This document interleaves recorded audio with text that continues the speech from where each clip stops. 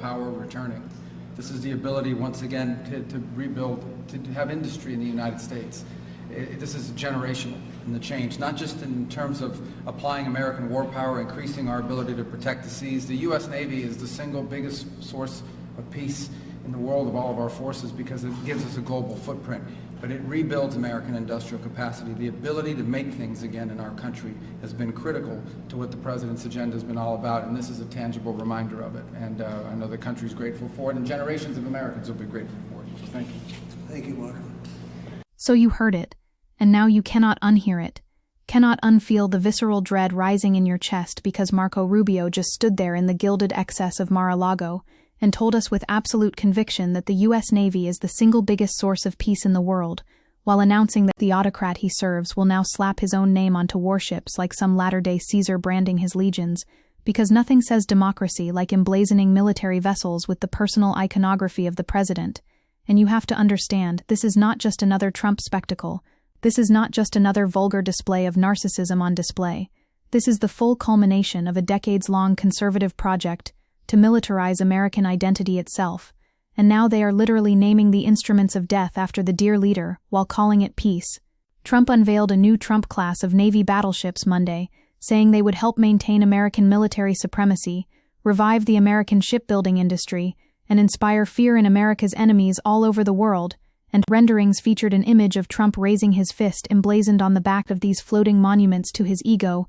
while Rubio stood beside him preaching about industrial capacity and generational change, as if we cannot see what this actually represents, which is the complete collapse of any remaining distinction between state power and personal cult, between national defense and authoritarian theatrics, between protecting the American people and protecting the brand. You need to grasp the ideological incoherence at the heart of this moment, because the announcement was made with Defense Secretary Pete Hegseth, Secretary of State Marco Rubio, and Secretary of the Navy John Phelan, standing there like courtiers assembled to witness the Emperor's decree, and Rubio, in that clip you just heard, literally said the U.S. Navy gives us peace through a global footprint, which is such an Orwellian distortion of reality that George Orwell himself would need to sit down and catch his breath, because what Rubio calls a global footprint, the rest of the sentient universe recognizes as military hegemony, as the infrastructure of empire, as more than 800 military bases in 70 countries consuming obscene portions of the federal budget, while veterans die waiting for health care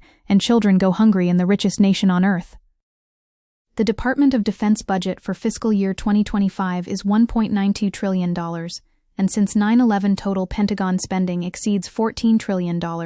of which almost one-third went to the Big Five weapons contractors, which means Rubio is standing there celebrating reinvestment in American industrial capacity, while what he really means is funneling more public dollars into the maw of Lockheed Martin and Raytheon and General Dynamics, who profit from every bomb dropped and every conflict prolonged, while working people see their communities hollowed out and their futures mortgaged to service the machinery of endless war. But wait, because it gets so much worse, and you can feel the authoritarian aesthetic seeping through every detail of this announcement, like toxic groundwater contaminating the aquifer of democratic norms. The Trump-class ships will form part of the new Golden Fleet, meant to better counter China and other adversaries, and to more closely adhere to Trump's aesthetic standards, because Trump had previously complained about the look of some U.S. ships, saying, "I'm a very aesthetic person, and I don't like some of the ships you're doing aesthetically," and he told reporters the U.S. Navy will lead the design of these ships along with me, because I'm a very aesthetic person, which reveals everything you need to know about what this is really about,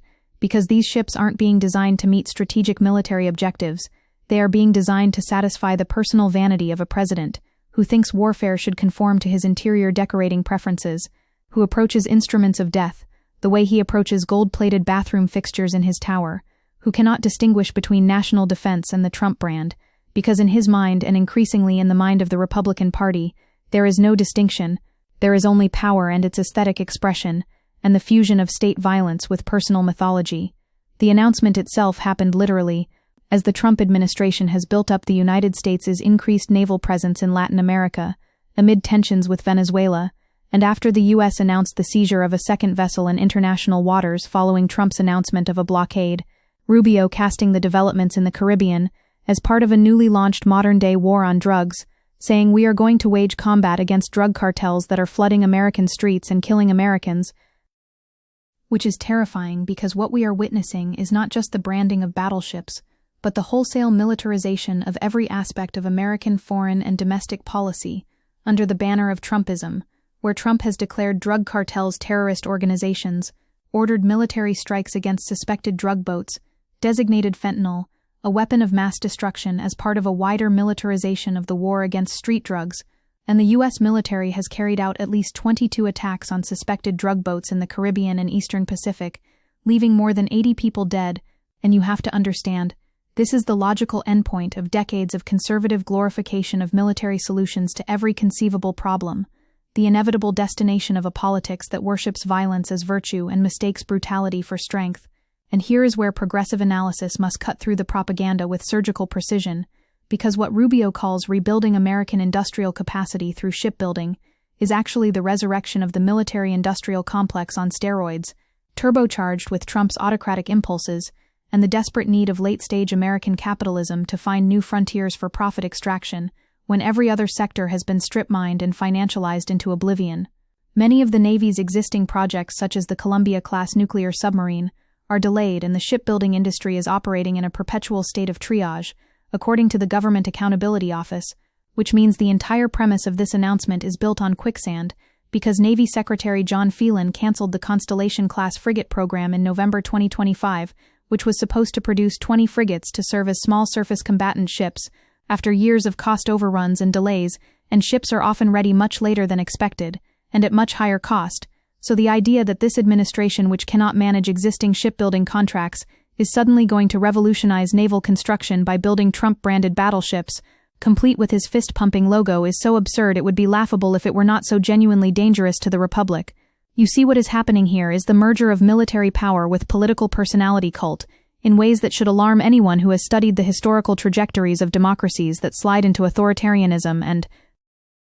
Trump is attempting to transform the military from an apolitical institution that serves the Constitution into a political tool that serves him by staging political rallies on military bases, selling campaign merchandise to troops in uniform, firing generals who give him professional military advice he doesn't like, and telling military leaders that their mission includes waging war on his domestic political opponents, which means the Trump-class battleships are not just weapons platforms, they are ideological signifiers in an ongoing campaign to collapse the distinction between the American state and the Trump movement. And when Rubio talks about generations of Americans being grateful for these ships, what he really means is generations of Americans being indoctrinated into a militarized nationalism where questioning the war machine becomes unpatriotic and critique becomes treason.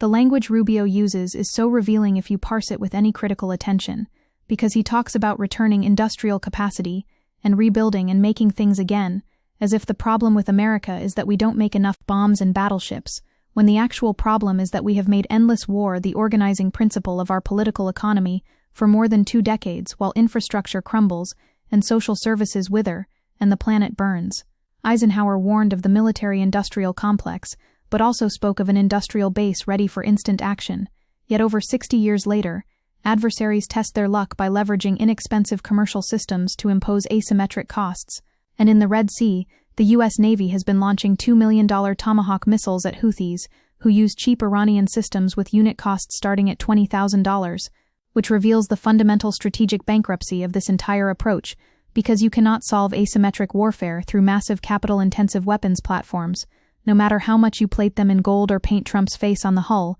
you cannot dominate the 21st century security environment through 20th century battleship logic, especially when those battleships are really just delivery mechanisms for campaign messaging and nationalist spectacle. And do not miss the implications for democracy itself, because the move will upend the Navy's ship-naming norms and thrust presidential politics firmly into the program from its genesis, and follows a flurry of recent actions by Trump to rebrand existing institutions to include his name, including the U.S. Institute of Peace, which means we are watching in real time as Trump systematically inscribes his personal brand onto the instruments and institutions of the federal government, turning them into extensions of his political movement. And when you name a class of warships after yourself, it could mean his name will be affixed to an actual vessel years from now, since each class represents a new design traditionally named after the first ship of that design, meaning if Trump designated the class with his own name, and the Navy followed convention, it would result in the USS Trump, which is not just narcissism, it is the literal transformation of national military assets into monuments to autocratic power. The contradiction at the heart of Rubio's rhetoric is so transparent, it insults the intelligence of anyone paying attention, because in that clip he proclaims the U.S. Navy is the single biggest source of peace in the world, while standing next to a president who has suggested using dangerous cities as training grounds for our military, proposed deploying American troops in American cities to train for operations against American citizens without consent of state and local leaders, in apparent violation of the Posse Comitatus Act, and already ordered such deployments in Los Angeles, Washington, Chicago, Portland and elsewhere, which means the Navy that Rubio says keeps peace globally is being wielded domestically as an instrument of political control, and the same military he celebrates for protecting the seas is being turned inward to police American streets and suppress dissent in cities that voted against Trump. Trump's vision is for significant parts of the U.S. to exist under military occupation, and one central component of Trumpism is the militarization of the U.S. government, which goes hand in hand with a politics of white supremacy. So when we decode what is actually being announced here, it is not just battleships, it is the infrastructure for domestic authoritarianism wrapped in the flag and blessed by the Secretary of State. What makes this especially insidious is how it weaponizes economic anxiety and deindustrialization against working people by promising jobs and industrial revival through military spending. Navy Secretary Phelan said there will be work for shipyards everywhere from Philadelphia to San Diego, from Maine to Mississippi, from the Great Lakes to the Gulf Coast, which sounds like economic populism until you recognize this is the oldest trick in the American political playbook, which is to channel legitimate working-class economic grievances into militarism and nationalism instead of addressing the actual structural causes of inequality and immiseration.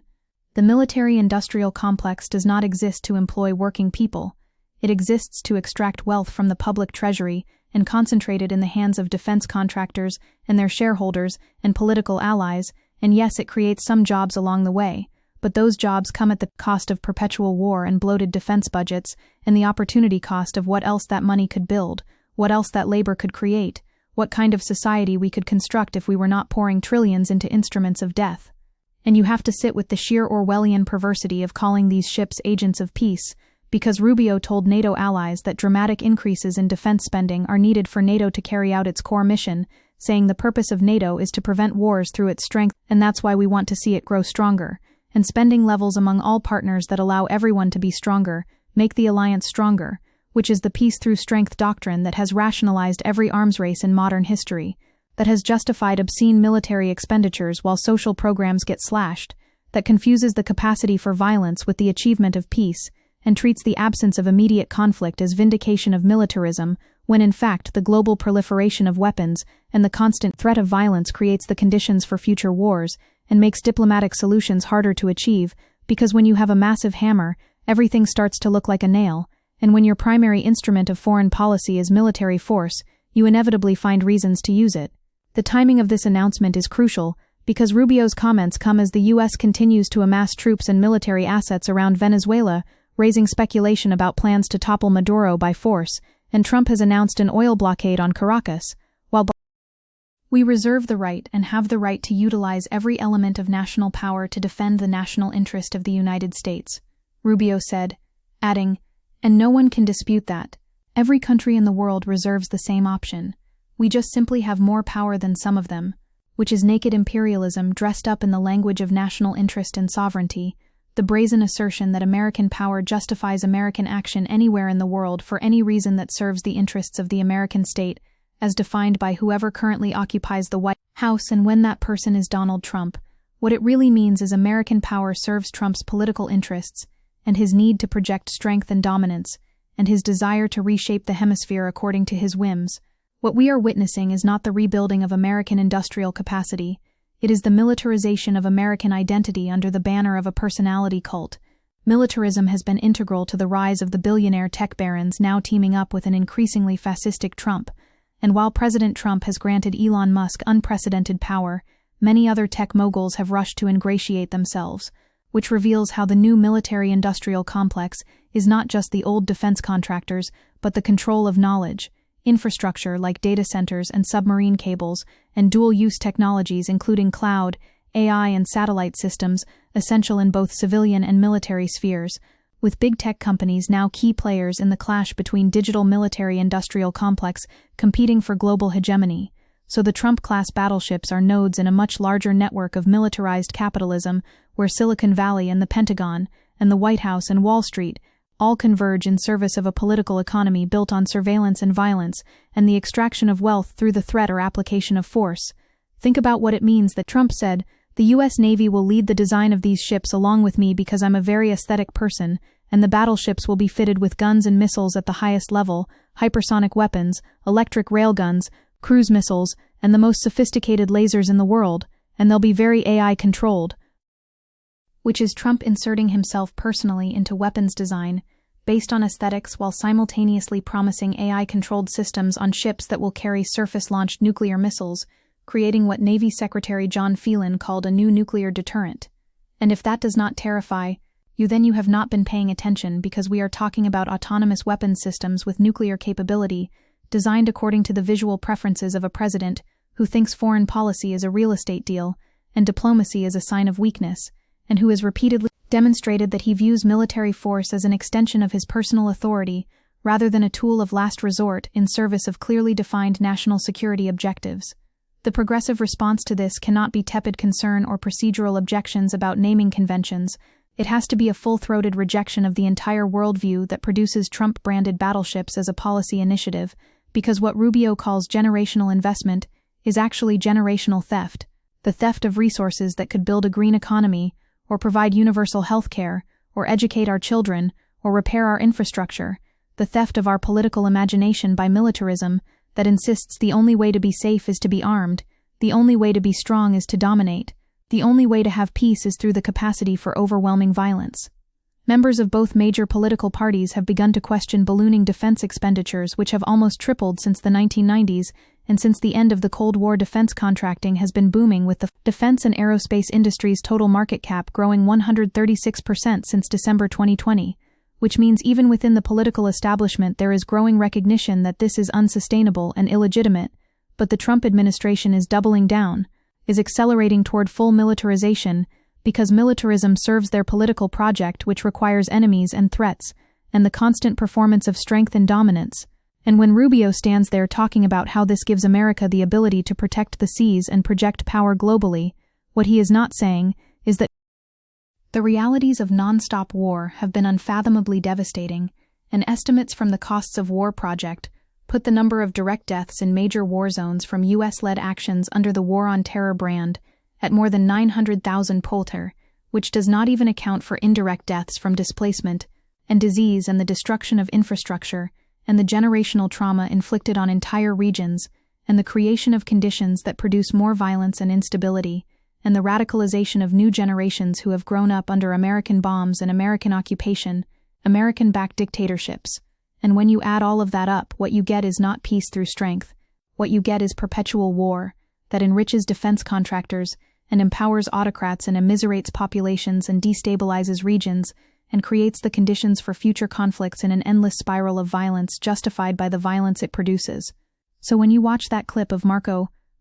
Rubio celebrating Trump-class battleships and calling the U.S. Navy the biggest source of peace in the world, you are watching the final collapse of any remaining pretense that American military power serves humanitarian ends, or democratic values, or the cause of peace. You are watching the mask come off to reveal what has always been underneath, which is empire dressed up in the language of security, domination dressed up in the language of strength, and now autocracy dressed up in the language of patriotism, with the name Trump literally inscribed on the instruments of violence, as if to say this is not even about America anymore. This is about the dear leader and his glory and his brand and his power, and anyone who resists becomes the enemy within, to be targeted by the same military that supposedly protects us from enemies abroad. The historical parallels are screaming at us if we have eyes to see, because priming the public establishes a danger so great that ordinary civilian resources are insufficient, and military resources become the solution, as exemplified by Trump's executive order deploying the National Guard to Washington, D.C.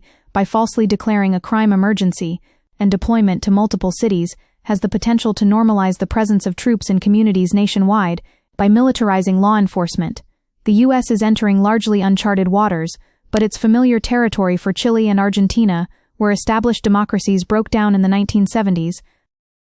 which should be a flashing red warning sign to anyone who cares about democratic governance, because we have seen this movie before, we know how it ends, And it ends with disappeared people and mass graves and the complete subordination of civil society to military authority and the transformation of citizenship into submission. What makes this moment so dangerous is not just Trump's authoritarianism, but the way large sectors of the Republican Party and the defense establishment and corporate media have normalized it, have treated the announcement of Trump-branded battleships as just another news story, rather than a fundamental assault on democratic norms and civil-military relations, have allowed Rubio to stand there and proclaim peace through naval power without pushing back on the Orwellian absurdity of that claim, or the implications of naming warships after the sitting president, or the fact the more the president delivers highly partisan messages to active duty troops, the more he targets a bedrock principle of the United States, and this is becoming the new normal when it comes to Trump and civil military affairs, but an apolitical military is a foundational bedrock principle of the United States, and once you abandon that principle, you have crossed into authoritarian territory from which it is very difficult to return. So the question for the progressive movement, and for anyone who gives a damn about justice and democracy and peace, is what do we do with this information? How do we resist the militarization of American society, and the Trump personality cult, and the endless funneling of public resources into weapon systems that make us less safe while enriching the already wealthy and empowering the already powerful? The answer has to be comprehensive and systemic, because this is not just about one bad president or one corrupt administration. This is about a military-industrial complex that has metastasized over decades into a military-industrial congressional media tech complex that shapes our politics, economy, and culture in ways that make real democracy nearly impossible, because when the organizing principle of your society is permanent war, and when the primary beneficiaries of that arrangement control the levers of power, then reform becomes revolution, and revolution becomes necessity. We have to demand the dismantling of the bloated defense budget, and the redirection of those resources toward human needs and ecological survival. We have to demand an end to the 800-plus military bases that make actual security harder to achieve by creating resentment and blowback. We have to demand accountability for the war crimes and atrocities committed in our name and with our tax dollars. We have to demand a foreign policy based on diplomacy and mutual aid rather than domination and extraction. And we have to reject utterly and completely the logic that says peace comes from the barrel of a gun or the deck of a Trump-branded battleship, because that logic leads nowhere but to more death and more violence and more authoritarian control, and the complete abandonment of any pretense that America stands for anything other than raw power and the willingness to use it, and we cannot let them get away with wrapping this in the language of jobs and economic revival, because that is a false choice designed to make us complicit in our own oppression, designed to make working people choose between employment and empire, when what we should be demanding is both employment and justice, both economic security and peace, both dignity and democracy, and the only way to achieve that is to break the stranglehold of the military-industrial complex on our political economy and redirect those resources toward building the kind of society we actually want to live in, which is a society that values care over killing, that measures strength by the well-being of the most vulnerable rather than the firepower of the most armed, that understands security as collective flourishing rather than individual domination. The Trump-class battleships are not an aberration. They are the apotheosis of everything wrong with American militarism and Trump's authoritarianism and late-stage capitalism's desperate search for new frontiers of accumulation, and when Marco Rubio calls the U.S. Navy the single biggest source of peace in the world, while celebrating warships named after an autocrat who wants to deploy troops against American cities, he is telling us exactly what the endgame is, and we need to believe him, and we need to resist with everything we have, because the alternative is a future where Trump's face is permanently inscribed on the instruments of state violence, where questioning military spending becomes unpatriotic, where the distinction between national defense and political cult has been completely erased, where peace means submission, and strength means brutality, and democracy means whatever the dear leader says it means, and that is a future we cannot accept. That is a future we must fight against with every tool of resistance and organizing and solidarity we can muster, because the stakes could not be higher, and the hour could not be later, and the choice could not be clearer between a militarized authoritarian nightmare and the possibility of something better, something freer, something actually worth calling peace.